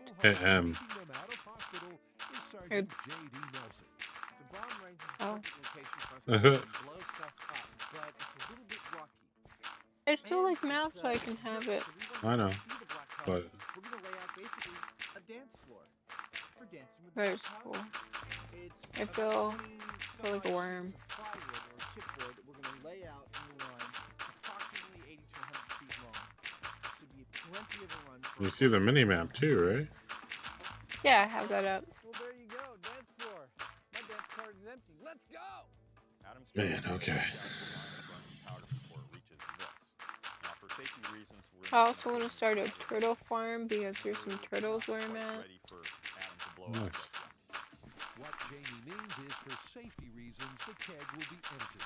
But at the end of an 80-foot trail of black powder, Adam can't resist adding a cup full of extra motivation. Who's first? I really would like to try it first. Is that all right with you? Yeah. Okay, cool. My motivation for this is really like, humanity is going down the wrong path. That's the gunpowder line. And I'm the only one who can see that it's burning, and I've got to kick it out before it explodes. 2, 3, here we go. It's not that hard to outrun it.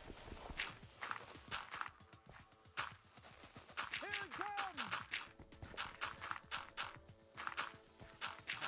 I stopped it! Look at that. Here, light this one. It's like a really brisk walk, really. Here comes some things. Poof!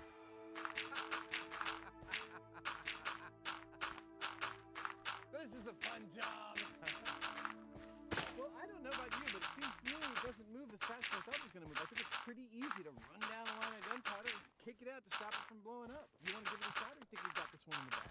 I'll give it a shot, but you know what? I want to wait till it gets really far down there and then see if I can catch up with it and kick it. Okay, done. Put them on, little feet. The reason Jamie's feet are so small is he escaped from communist China in the 40s dressed as a woman with bound feet. They've never gotten bigger again. Ready to raise some powder.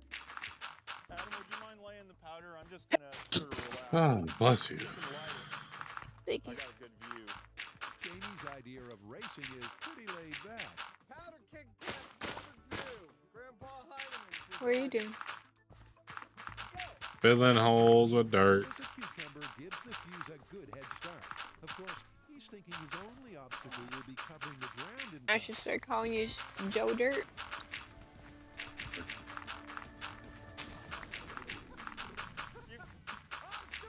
I like that movie.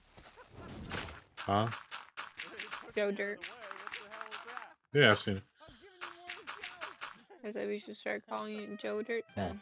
Yeah. We wanted to find out whether Sorry. it is possible to outrun a burning line of powder, break the line, and stop it before it reaches the barrel and blows up the barrel. Turns out, it is. We did it. It's not that hard, really. So the movie myth that you can outrun a Oh, man, dude. powder is confirmed. But the fun doesn't end there. The fuse is So still much burning swamp. on this fable.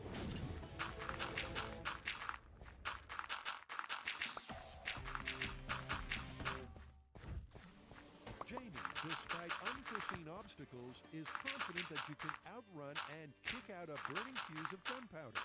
But the guys haven't quite satisfied their big boom quota.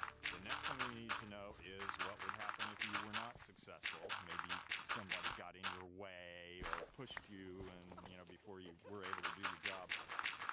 Does the barrel blow up? Will it run up the stream of powder coming out of the barrel? Are we going to see a big explosion? It's a cartoon capered blast. The lit fuse of gunpowder leads right to the powder keg and kaboom! But would the barrel really blow, or would the fuse just fizzle out when it reaches the end of the line? Go ahead and plug it in. And to find out, they'll need to light the powder remotely. And our bright sparks have just the thing. It's a 20,000 volt NAND transformer. I know that the electrical resistance of air is roughly 10,000 volts per centimeter, which means I only need to get the two ends of this transformer within 2 centimeters of each other for that arc to travel across them. And it is the most ideal thing for like the gunpowder. Perfect. Next, with Adam and Jamie displaying all the characteristics of kids who know the ice cream man is coming. Yet another thing to not try at home. fill the keg with powder and lay down the road to explode. As soon as the line gets here, shaboom! At least in theory. It's a theory they can't wait to put into practice. Plus, there's a breeze and a danger the black powder will soon be blowing in the wind. All right, let's do this thing. So it's double time down to the bunker. So I'm going to count it down. Tell me when you're set. I am totally set now. Okay, going in 3, 2, 1. There it goes. Look at it go. The trail is ablaze, and just like in the movies, it races towards its destination. Come on, everybody, don't burn out. Go, go, go, go. A barrel full of Big Boom.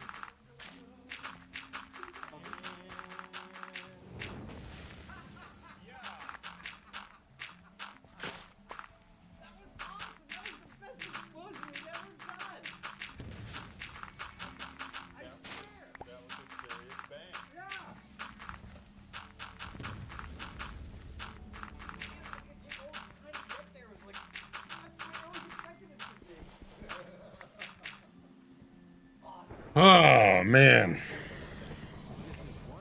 You okay? Yeah. My eyes are just getting a little heavy. Gunpowder reaches a keg full of gunpowder. Exactly what you think. It's going to blow up, and that's what it did. But I am making so much progress. Each one of these expands a little bit. And look at all the burn Yeah, stripes on the inside. exactly. It's quite clear what it did, but it blew out both ends. It blew out the weakest part. If you watch the show at all, you know that I like to live my life halfway like an action movie hero and halfway like a cartoon character. And this explosion satisfied both of those halves of my personality. I proclaim it my favorite ever Mythbusters explosion. So we're gonna go like here. All right, let's go down. 1 second, let me change the episode. You can light a line of black powder, and yet still someone can out. Take cover. On this episode of Mythbusters, Jamie and Adam get all steamed up as they test if an ordinary water heater has the extraordinary ability to fly right. Damn, this is the water heater episode? Fuck yeah. And our rebel trio try on some riveting all-American legends about blue jeans. Charging off with if you're dragged along the ground by a horse, could your jeans catch fire? Do you feel any heat in your pants? I mean, Then there's the blood-curdling tale that shrinking your jeans by sitting in a bath could squeeze the life right out of you. Oh my God! Who are the Mythbusters? It's time to blow some stuff up.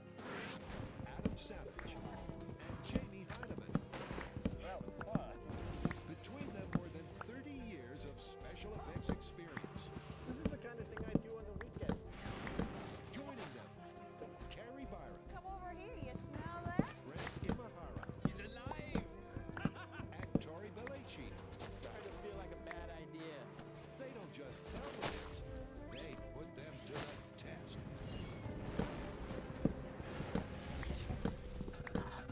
Cherry tree. You found it? I found Yeah, it. hella saplings, bitch. I will. I bet you're wondering why I'm so plugged. And a red cow. And set a waypoint. Have a plumbing myth. Oh. An old house. In that house is an old I'm gonna get on that mountain hot water first. heater. It's neglected. It's beyond neglected. In fact, so badly it blows up. But it doesn't just blow up. It's No, pretty it big too. blows up like a rocket shooting Okay. up through the roof of the house. Hundreds of feet into the air, landing 500 feet away. Fans are going nuts about this on the website. They want us to test it out. Sounds like fun to me. It gets me all steamed up just thinking about it. This is a tale of explosive transformation. The water heater, an everyday appliance that sits quietly in homes and businesses everywhere, can apparently build up so much pressure it could turn into a rocket capable of launching through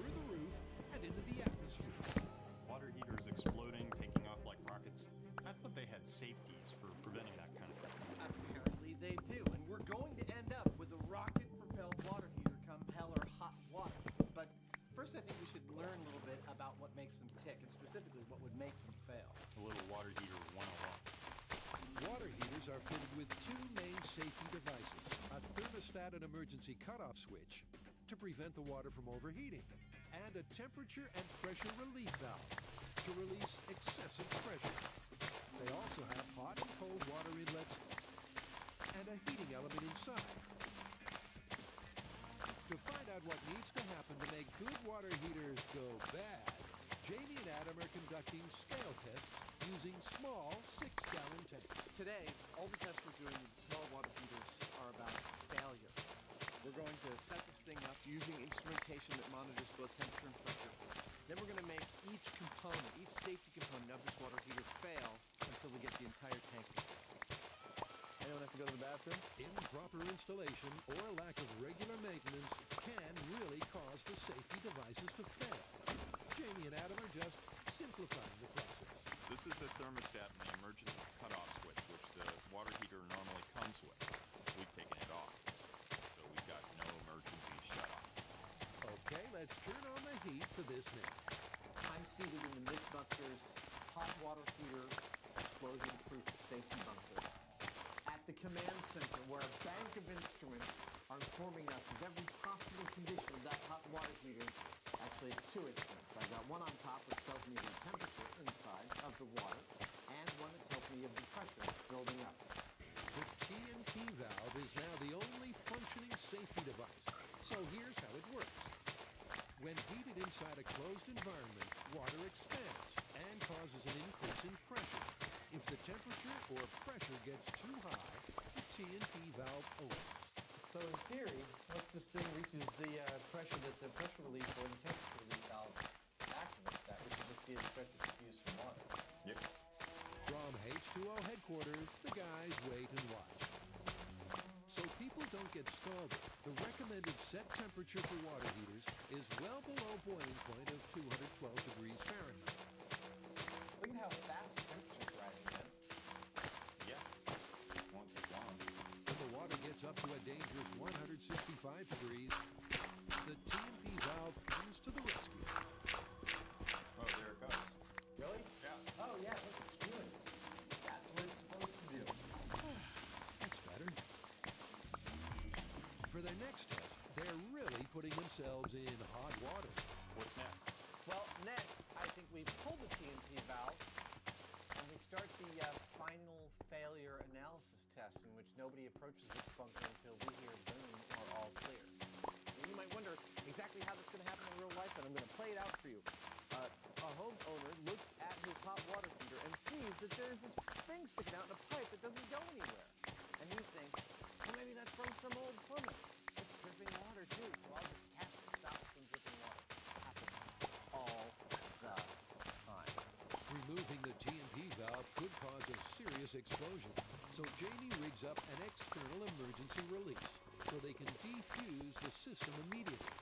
Are we live? We're live. All right, let's get everyone in the safety zone. The pressure slowly builds. Normally, a TNT valve is set to release at about 150 psi. Now, the sky's the limit. This is excruciating. Tell me about it. 400 psi. 250 degrees Fahrenheit. Both the temperature and the psi are climbing steadily when all of a sudden... Whoa! We just lost pressure. We lost half of our pressure around. Something in the system is causing the pressure to drop rapidly. We're at 300 degrees Fahrenheit. I think we're losing pressure somewhere we can't see, and we've just got to abort. All right, well, pull the valve. That's what it's for. All right, let's do it. Jamie triggers his emergency release. When water that's been heated beyond boiling point hits air, it turns instantly into vapor.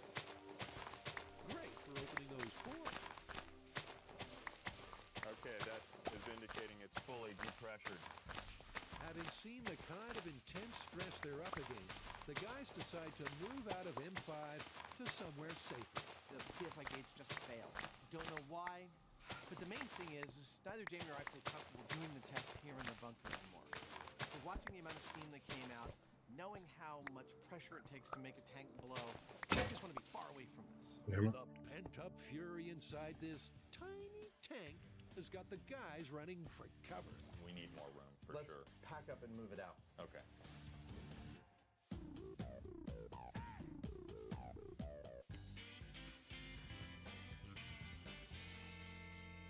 Okay, guys, the next one is as American as baseball and apple pie. It's myths about blue jeans. Ah, blue jean myths. That'll be cool. Okay, that reminds me of one of my favorite jokes. You ready? How can you tell the sex of a chromosome? How? You pull down its jeans. Get it, chromosome? I get it. Since their creation during the rough and tumble days of the American Wild West, no one item of clothing has meant so much to so many. Practical, synonymous with rebellion, sexy, and cool, it's no wonder legends about jeans are bursting at the seams. What's the first myth? A cowboy falls off his horse and gets dragged by it, and the friction that's created actually causes the jeans to catch on fire. Okay, that has Tori written all over it. Why does it have me written all over it? Yeehaw! To get this tale off and running, and to get the chance to talk out this, the team hightails it over to the Groundy Ranch in Red Bluff, California. With Carrie having injured her leg and Grant in charge of gathering data, it's all up to Tori. Well, this should be easy enough. We get a horse, we drag you behind it, and we see if your jeans catch on fire. This should be fun. Tori is going to be playing cowboy, so he gets himself kitted up in full body padding. While Carrie and Grant chat with renowned stockman John. So how do you get yourself in trouble? I mean, does your foot get caught in the stirrup? Does it get caught in the reins? I mean, how do you get dragged? The common thing is being caught in the stirrup, and in the old days, being caught in the rope. And the rope would hang on to you long enough, or it would actually close in on you while it was wrapped around the saddle, unfortunate. and then just drag you off. With John being a former rodeo rider, Grant asks the burning question. John, have your jeans ever caught fire? Not, I could have really gone with a good one there. Go whatever you want. Well, I was going to tell a story one time, but, you know, my pants have been on fire, but not on fire. Seems like John's not one to tell tales. But someone else on the ranch sure is. Okay, so the ranch actually has a psychic horse. This is Pistol, and Pistol is going to be able to tell me to predict what's going to happen today. Is this a dangerous thing for us to do? I knew it. I knew it. Are the jeans going to catch fire? Yes? No? Not sure. Okay. But Pistol's reckoning things could go either way. So to find out for sure, let's get this myth saddled up. Tori's weight represents a downward force that's pushing the jeans onto the ground. And as the horse drags them along, the friction there is going to build up and hopefully cause the jeans to... Right now, almost at 19,000. Dirt. He'll be towed behind Pistol with a 25-foot-long rope. But John doesn't horse around about the risk. Babe. No, you're not relatively Yeah, safe. sorry, I was Horse getting is- a the number. horse is not gonna kick you. That's the only You hear that? thing because you're far enough away from the horse. But I've seen Yeah, horses that's just fucking over the crazy, rope, like dude. drawing you into them, and then So kick you. just an extra 3,000 in this, in the time since. You're welcome, because you need all the help you can get. Faced with the bottom line, Tori's starting to feel all alone on the wide open plain. In the shop, they're like, oh, you're going to get dragged behind a horse. And I'm like, yeah, that sounds fun. But then you get out here and you go, Oops. guys, this seems like a really stupid idea.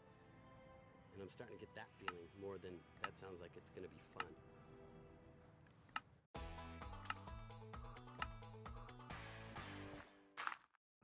The fans want to get the down low on this classic spaghetti western scenario.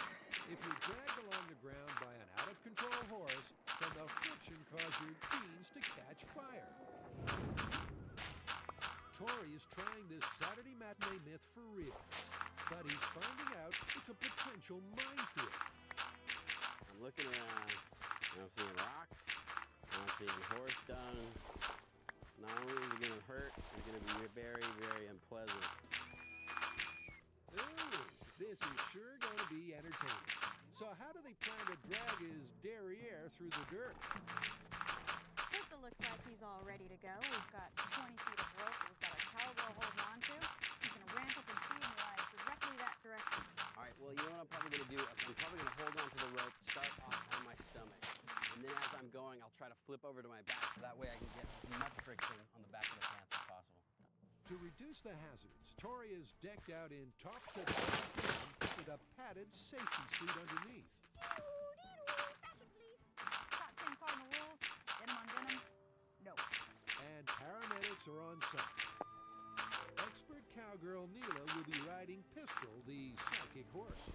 Oh, this rope's a lot shorter than I thought it was going to be. I've never seen a village in a cherry blossom forest, have you? I think so. You have?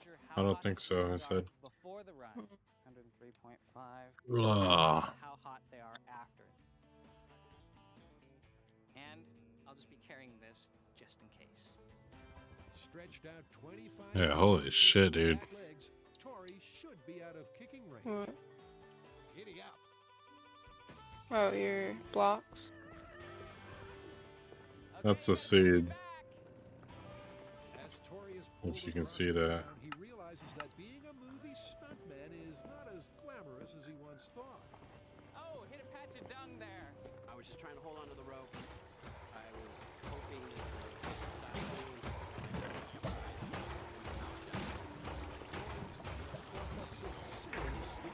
Puffing out at 20 miles an hour. But they don't even generate a puff of smoke. Okay, flip over, flip over. Okay, got it. Oh, great. Can we do that again? 116 and a half. Post-run, Do you think 24 is enough? posterior temperature For what? is increased by 13 degrees. Do you feel The saplings. Oh. Yeah, How much? definitely the friction did add 24. some heat, but Are you getting the... Are you mining the trees or just hitting the leaves? And to try and increase I'm mining the trees. ramp up the speed. I had to get some more, but... I can get my own. I'll teleport to you. No, I don't mind. Varmint out of town, Pistol.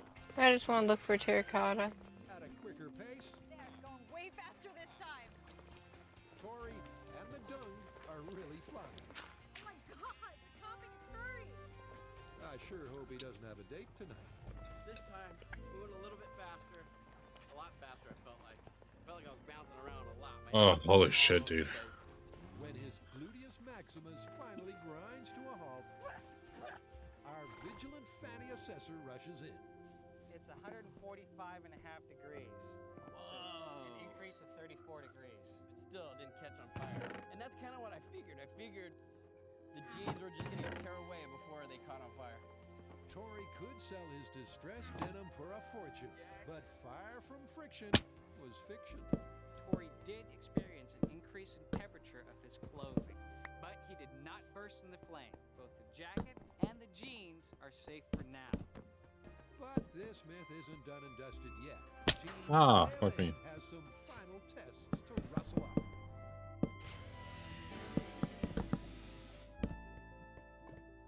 Explosion danger lurks in thousands of typical hot water heater installations because the great majority have either improper protection or no protection at all. Is the tale of the water heater rocket really true, or just over-the-top scare tactics? To find out, Jamie and Adam have arrived at the wide-open spaces of Alameda Naval Base.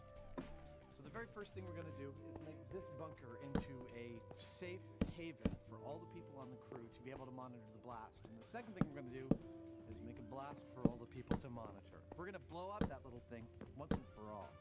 To attain liftoff, they're not adding explosives of any kind, just plain and simple heat and pressure. It may help you to think about this in terms of just a pure release of energy. All we're doing is putting energy into the water heater in the form of electricity converted to heat. We're not letting that energy out in any way. Now, the difference between a rocket and a bomb releases all of its energy in every direction at once, and a rocket releases all of its energy over a little bit longer period of time in one single direction. and that's what we're looking for here. The same as their scale tests, they're using a 6-gallon tank. And to recreate real-life circumstances of shoddy installation and neglect, have made a few adjustments. The electronic cutoff switches and thermostats gone. The temperature and pressure valve gone. The power from a remote generator is switched on. Okay, Adam, we're live. We're hooked up. We're running about 25 amps. So everybody be on alert. Over. And our little heater has his moment in the sun. Well, as far as I can tell, everything's good to go. I hope we get it to blow this time. Yep. I'm tired of watching the heater not do anything. Third time's a charm. In a healthy appliance, the cutoff switch would activate before boiling point, and the pressure release valve at 150 psi. But our patient is sick, and his temperature's rising rapidly. All right, so we're at 7 minutes, almost 40 psi and 250 degrees Fahrenheit. 270 degrees, 53 psi.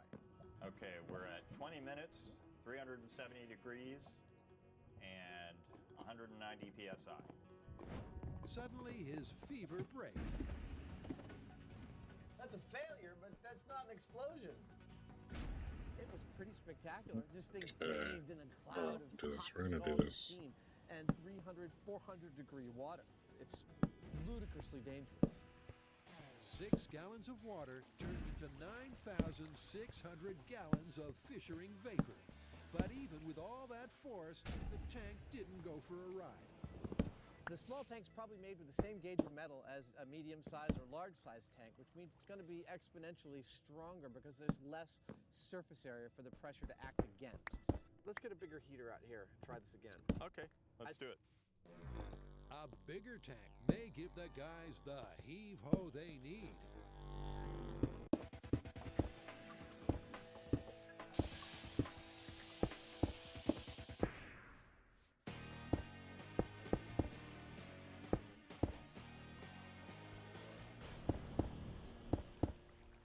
All right, death by shrinkage. This is the one where the woman puts on a very tight pair of jeans and sits in a bathtub for 6 hours. Yeah, I've heard that's how you get the perfect fit. However, they end up killing her. Oh, maybe not the perfect fit. This myth is a fan-side denim demand. A woman trying to get her jeans to fit just right sat in a hot bath for 6 hours. The heat caused her jeans to shrink and legs to swell, and the pressure cut off her blood circulation. Then it was curtains. To find out how this death by denim scenario might be possible, Carrie has an appointment. Once again, we have another one of those myths where the worst case scenario. Oh, you still at the Cherry Blossom? So before we put any of our hosts into any sort of mortal danger, I've come down to St. Luke's Hospital to talk to the head of cardiology. Dr. Edward Kirsch, MD, explains why constriction on the legs can be harmful to your health. So, are you waiting on me? No, I'm here. Say that it is possible. Really? Do you want some saplings? Tight jeans, but there is the possibility of doing yourself some damage. Sure, yeah. There are 2 types of circulation. I have in the 46. legs. Ooh. One is the arterial circulation. I can give you some. High pressure I'm looking for some wood too for my house. But yeah, I'll take your saplings. I got That's a low pressure. No, 2 yeah. stacks and 10. Keep your wood. Just take some saplings. Could travel back up and hit your lungs. I'm just looking for a little layer of it, so Exactly. DVT, and it can be. I'll have right click to half it. Well, now that I've talked to you, I'm starting to feel like this is more Okay, there you go. I did. Thank you. So then half it. Alarming information, it's back to M7 to recreate Llama. this potentially fatal bath time scene. I'm ready. Do you have any saddles with you? Their first No. task is to make a realistic pair Damn it, of no. human legs. Jim Morrison, eat your heart out. Okay, I'm sorry. Tori begins plastering Grant's shapely gams so he can make a mold. We gotta hurry up and get you on that float. What I I'm need gonna to do try to is find make some terracotta. legs. We're gonna fill it with a material that's similar to Do you even know where to flesh. look? 'Cause I don't. Veins in there, so that way we can see if those Nope. jeans do start. I just been constricting heading those legs, east. it cuts off the Just blood circulation. look it up, babe. About those giants, yeah. When the plaster hardens, And if you type /seed, that's the seed, so you can look it up. with a blood this vessel, and it will be filled with actual blood. Blood's going to be pumped through this tube to valve number 1, which regulates the pressure. Now this goes into the tube that would lead to the leg, which is inside the tub. Genes are constricting. Finally, comes out here. Meanwhile, Tori inserts surgical tubing that will act as the low-pressure veins in each limb. He places them 2 inches below the surface. In the Badland biome. Then he fills up the hollows with Permagel. We're actually going to focus on the thing that is most likely to constrict, Desert. therefore cut off the blood flow, and that is the vein, which brings back the blood to the heart, and is a lot weaker than the arteries, which carry the blood flow from the heart. Don't block the blood flow. Don't do it. Now to dress Grant's legs in a pair of new, shrinkable jeans. There's no way of doing this without it looking creepy. I know. Next, they place the legs into the tub and attach them to the valves. Then Carrie and Grant fill up the reservoir for the veins with pig's blood. Grant is like Dr. Frankenstein. He's a genius. A demented genius. Grant checks the flow to make sure it's running through the veins at the normal human rate of about 1 liter a minute. All right, 475 milliliters. So this, from now on, is going to be our level of regular flow. If there's any deviation from this, then we'll know that the genes are causing constriction and possibly potential death.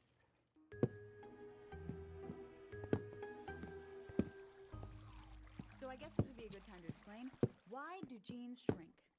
Yeah, shrinkage is all about chemical bonding. Your genes are composed of cotton fibers, and cotton fibers are composed of molecules.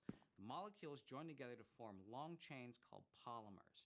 Now, the polymers themselves are quite strong, but the forces that hold them next to each other, they're much weaker hydrogen bonds. That's right. And when your genes are first made, the cotton fibers are spun and stretched out on a loom. I still have the cherrywood. To put on those hydrogen bonds, yeah. And many of them break. But new ones are formed in their place, Why? keeping the cotton fibers in I need a little bit more wood. And the thing is, the genes want to return to their natural. It says it should be by the sand. How can I tell the? To break the hydrogen bonds. And throwing your clothes in the washing machine. How can I tell by the seed? Type / seed. And the result of broken hydrogen bonds is shrinkage.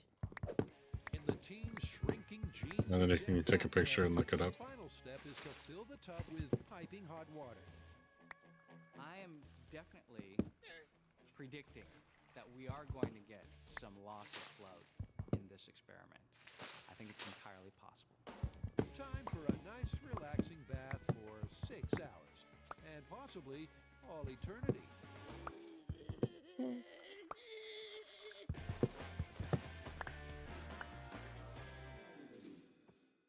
Can an ordinary, everyday water heater become a rocket so powerful it can blast through a building?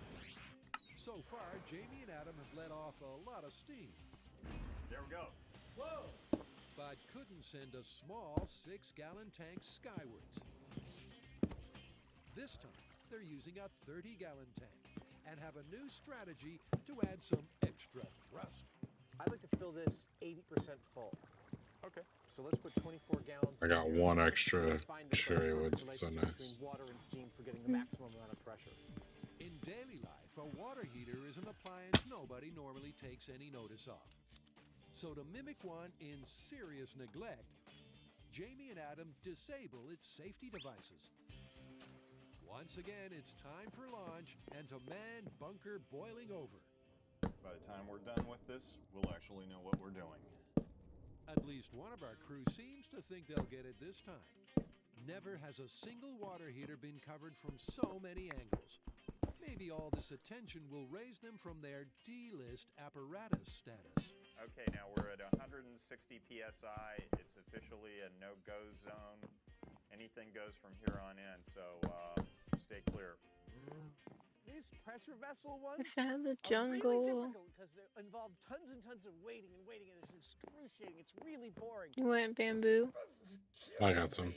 After an excruciating 50-minute Thank wait, you. they achieve liftoff. That was at about psi. Yeah, this would be the perfect staircase. I really wanted this to be the kitchen, but Into the air so high, you could order a pizza while you're waiting for it to come back down. Wow, no, it just came down. There it is. It came down like 40 seconds later. Oh my God. This was a really serious explosion. I mean, even though this is just a water heater, you would be in danger of shrapnel hitting you. You could get severe burns from the steam. And not only that, the shock wave was really significant. I mean, the whole area was reverberating. Adam's just seen the most beautiful thing we've ever filmed on the high speed. that might be too thick for what I'm trying to do. Just water and pressure. Look up top. You can see the tank breaking through the casing. Ooh, there it goes.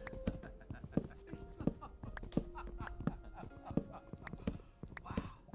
The boosters were separated. Yeah, exactly.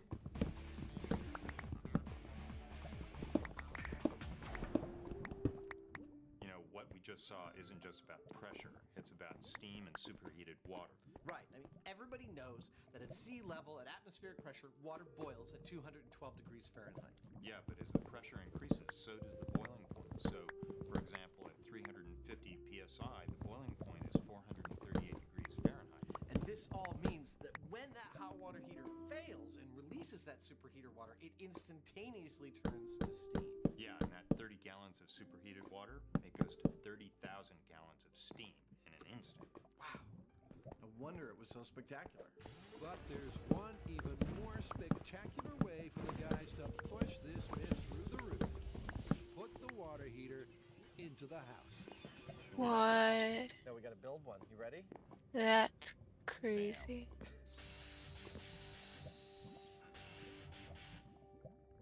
Hey babe, Yeah. I'm gonna send you a photo. I found this really cool cave. Oh yeah? I just want to show you what I'm seeing on this thingy. Team Genius is trying to test the viewer-requested myth that if you try to shrink your genes, Yeah, I really don't know how I'm gonna do these fucking stairs. constriction could kill you. Their test is all set up, so let's flow. This is where we're at with the shrinking genes of death. We have our fake legs with our veins running through them, and the blood's running through the veins. We have the genes on the legs, and the legs are submerged in the hot. What do you think that Yeah. is? We're gonna leave them there. Mine shaft. Because if the genes are constricting and the blood flow slows down, it could potentially kill you. With unwashed, shrinkable genes able That's to cool constrict seeing a up to mine shaft 3 like that. inches in hot water, Yeah. and the veins lying 2 inches beneath the surface of their legs, enough of a squeeze to slow the flow could be possible. We got a bleeder. Love you. You know, our Love you. researchers found a lot of interesting facts about tight clothing.